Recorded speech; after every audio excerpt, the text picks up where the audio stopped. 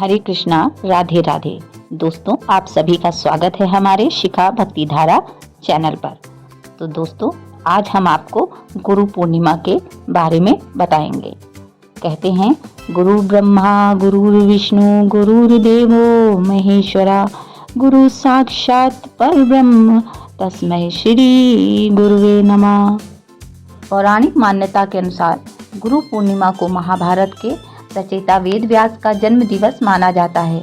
उनके सम्मान में इस दिन को व्यास पूर्णिमा भी कहा जाता है। शास्त्रों में ये भी कहा जाता है कि गुरु पूर्णिमा के दिन ही महर्षि वेद व्यास ने वेद की रचना की थी और इसी कारण से उनका नाम वेद व्यास पड़ा। पौराणिक कथाओं के मुताबिक जगत गुरु भगवान इसी दिन से सप्त ऋषियों को योग सिखाना शुरू किया था। गुरु पूर्णिमा का त्यौहार भारत ही नहीं बल्कि और भी देश जैसे नेपाल आदि में भी बड़े पैमाने से मनाया जाता है। नेपाल में तो गुरु पूर्णिमा को शिक्षक दिवस के तौर पे मनाया जाता है। बौद्ध धर्म को मानने वाले गुरु पूर्णिमा भगवान बुद्ध की याद में मनाते हैं। इनकी मान्यता के अनुसार भगवान बुद्ध ने इसी दिन उत्तर प्रदेश के सारनाथ में अपना पहला उपदेश दिया था। कहते हैं कि इसी के बाद बौद्ध धर्म की शुरुआत हुई थी। गुरु पूर्णिमा अर्थात सद्गुरु के पूजन का पर्व। गुरु की पूजा, गुरु का आदर किसी व्यक्ति की पूजा नहीं है, व्यक्ति का आदर नहीं है, अपितु गुरु के देह के अंदर जो विदेही आत्मा है, परब्रह्म है, परमात्मा है, उसका आदर है। ज्ञान का आदर है, ज्ञान का पूजन है, ब्रह्म ज्ञान का पूजन है। गुरु ईश्वर का दर्शन कराकर शिष्य को जन्म मरण के बंधन से मुक्त कर देते हैं। अपने अपने रूप में अपने अपने गुरु का सभी विशेष प्रकार से गुरु पूर्णिमा में पूजन करें। गुरु पूर्णिमा को व्यास पूर्णिमा भी कहते हैं। वशिष्ठ जी महाराज के पौत्र पराशर ऋषि के पुत्र वेद व्यास जी का अवतरण भारतवर्ष की वसुंधरा पर आषाढ़ की पूर्णिमा को हुआ। इसलिए हम सभी आषाढ़ पूर्णिमा को अपने अपने गुरु की पूजा करते हैं। पूरे विश्व में आज के दिन गुरु पूजा की जाती है, अर्थात आषाढ़ पूर्णिमा को इसे व्यास पूजा पर्व भी कहते हैं। अब हम आपको वेद व्यास जी के विषय में कुछ संक्षिप्त रूप में बताएंगे। तो वेद व्यास जी माँ से आज्ञा लेकर व्यास जी तप के लिए चल दिए। वे बद्रिका आश्रम गए, वहाँ एकांत में समाधि लगाकर रहने लगे। बद्रिका आश्रम में बेर पर जीवन यापन करने के कारण उनका एक नाम बादरायण भी पड़ा। व्यास जी दीप में प्रकट हुए, इसलिए उनका नाम द्वैपायन भी पड़ा। उन्होंने वेदों का विस्तार किया, इसलिए उनका नाम वेद व्यास भी पड़ा। इनसे बड़ा कोई कवि मिलना मुश्किल है। भगवान वेद व्यास के नाम से ही आषाढ़ शुक्ल पूर्णिमा का नाम व्यास पूर्णिमा है। ये सबसे बड़ी पूर्णिमा मानी जाती है क्योंकि परमात्मा के ज्ञान, परमात्मा के ध्यान और परमात्मा की प्रीति की तरह ले जाती है। ये पूर्णिमा इसको गुरु पूर्णिमा भी कहते हैं। जब तक मनुष्य की सत्य के ज्ञान की प्यास रहेगी तब तक ऐसे व्यास पुरुषों का, ब्रह्म ज्ञानियों का आदर पूजन होता रहेगा। व्यास जी ने वेदों के विभाग किए, ब्रह्म सूत्र व्यास जी ने ही बनाया। पांचवा वेद महाभारत व्यास जी ने ही बनाया। भक्ति ग्रंथ भागवत पुराण भी व्यास जी की ही रचना है एवं अन्य पुराणों का प्रतिपादन भगवान व्यास जी ने ही किया है। वेद व्यास जी की कृपा सभी साधकों के चित्त में चिरस्थायी बनी रहे। व्यास पूर्णिमा का पर्व वर्ष भर की पूर्णिमा मनाने के पुण्य का फल देती है और साथ ही नई दिशा, नया संकेत भी देती है।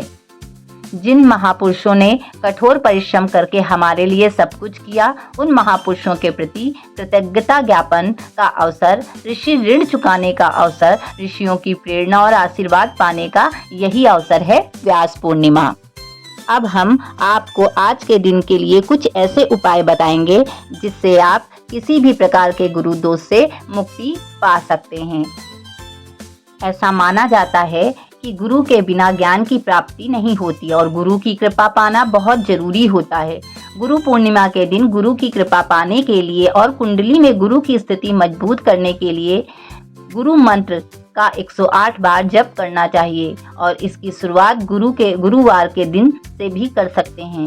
गुरु पूर्णिमा के दिन न सिर्फ गुरु की आराधना करनी चाहिए बल्कि गुरु के साथ घर में माता पिता की पूजा करके उनका आशीर्वाद भी लेना चाहिए। ऐसा करने से कुंडली के गुरु दोष से मुक्ति मिलती है। कुंडली में गुरु दोष से मुक्ति पाने के लिए गुरु पूर्णिमा के दिन अपने घर में गुरु यंत्र को स्थापित करना भी शुभ होता है। इस दौरान आप जरूरतमंद लोगों को पीले वस्त्र के दान कर सकते हैं। गुरु यंत्र की स्थापना करते समय पीले रंग के वस्त्र धारण करें। यंत्र की स्थापना के बाद पूरे विधि विधान से उनकी पूजा अर्चना करना मंगलमयी होता है। गुरु पूर्णिमा के दिन पवित्र नदियों में स्नान करना और दान करना विशेष महत्व रखता है। वैसे तो गुरु पूर्णिमा के दिन गंगा नदी में स्नान और दान करना, लेकिन आप चाहें तो इस दिन किसी भी पवित्र नदी में स्नान करने के बाद जरूरतमंदों लोगों को दान कर सकते हैं और कुंडली में गुरु ग्रह की स्थिति मजबूत बना सकते हैं। गुरु का संबंध बृहस्पति देव से होता है। ऐसे में गुरु पूर्णिमा के दिन पीले वस्त्र पहनकर पूजा करने से आपका भाग्य तेज होगा। इससे आपको कार्यों में सफलता मिलेगी। बुद्धि के विकास के लिए आज स्नान के बाद नाभि तथा मस्तक पर केसर का तिलक लगाएं। इसके अलावा भोजन में केसर का प्रयोग करें।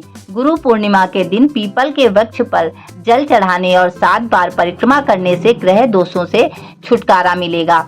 आज के दिन अगर स्नान करते समय नागर मोथा नामक वनस्पति का प्रयोग किया जाए तो व्यक्ति को सभी शारीरिक और मानसिक परेशानियां खत्म हो सकती हैं। गुरु पूर्णिमा को बृहस्पति देव की आराधना और अपने गुरु को नमन करने से आपके जीवन में खुशहाली आएगी। गुरु पूर्णिमा पर पूजा के दौरान पीले रंग के फूलों का इस्तेमाल करें। साथ ही प्रसाद में पीली चीजें चढ़ाएं। ऐसा करने से गुरु की आप पर कृपा होगी।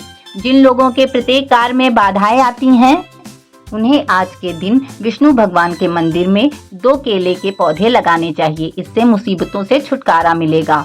गुरु पूर्णिमा के दिन साबुत मूंग दाल मंदिर में दान करें। साथ ही 12 वर्ष से छोटी कन्याओं को दक्षिणा दें। इससे आपकी तरक्की होगी। जिनके घर में धन नहीं टिकता है उन्हें आज शुभ मुहूर्त में चांदी के बर्तन अपने घर की जमीन में दबाकर रख देना चाहिए। इससे माँ लक्ष्मी का घर में वास होता है। गुरु पूर्णिमा पर किसी बुजुर्ग ब्राह्मण को भोजन एवं पीले वस्त्र दान करने से व्यक्ति पर गुरु की कृपा होती है। इससे उसकी सभी मनोकामनाएं पूरी होती हैं। इस प्रकार से कुछ उपायों को करके हम अपने गुरु ग्रह को मजबूत बनाकर अपने जीवन में खुशहाली ला सकते हैं। तो दोस्तों, आपको वीडियो में दी गई जानकारी अगर अच्छी लगी हो तो please like, share and subscribe. Radhe Radhe.